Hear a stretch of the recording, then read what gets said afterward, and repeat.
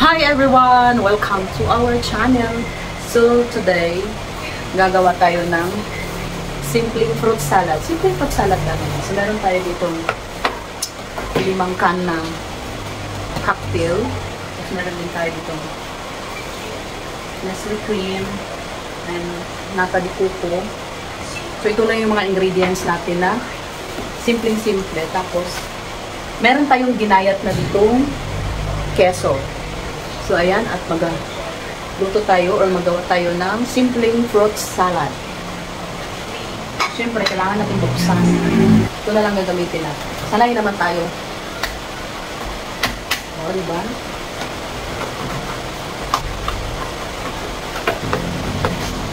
Dito lang kadali.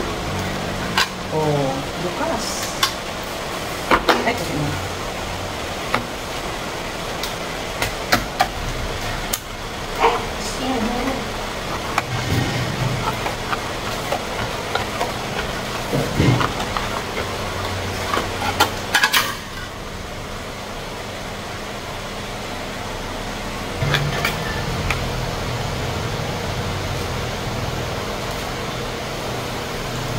So, next naman, itong ating gatas.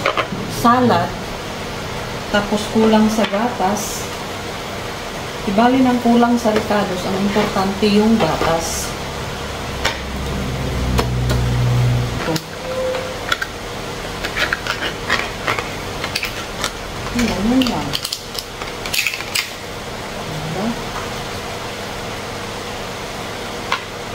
I-open na natin.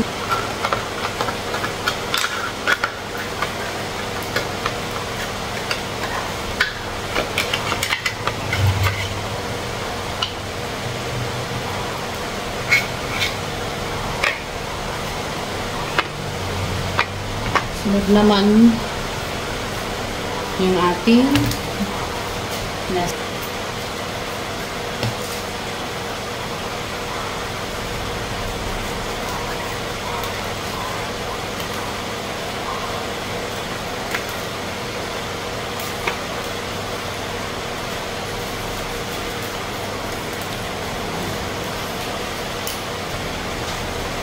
So, 4 lang na ganito kaon.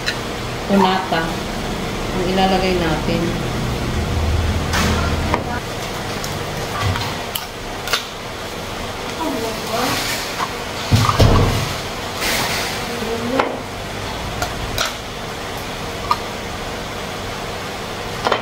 Kiluda! Ano? Sa una lang.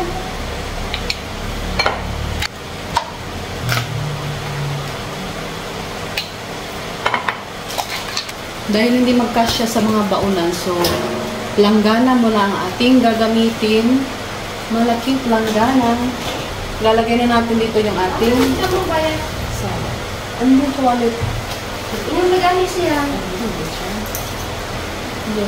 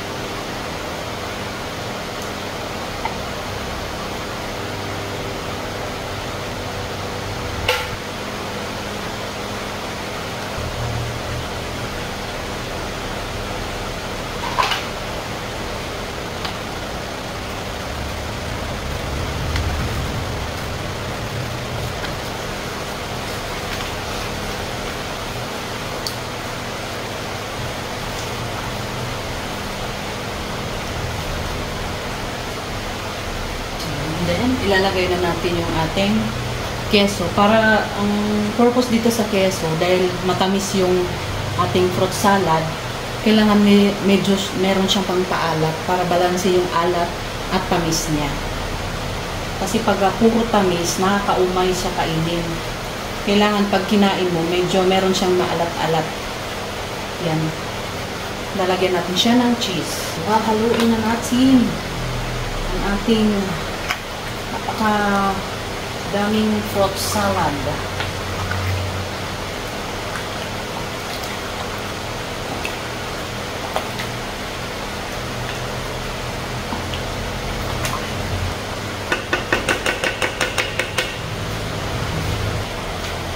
Titikman na natin kung matamis ba o may kulang pa ba.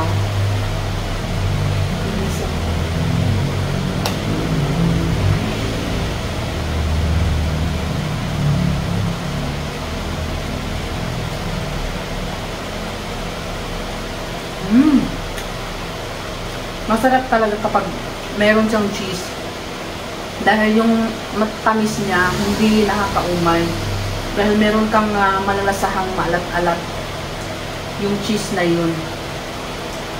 Masarap talaga pag meron cheese yung ating fruit salad.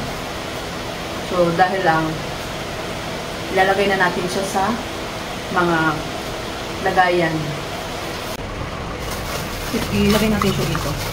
Diba? Para ang kumakain is pare-parehas lang. Walang marami. Parehas lang yung ano.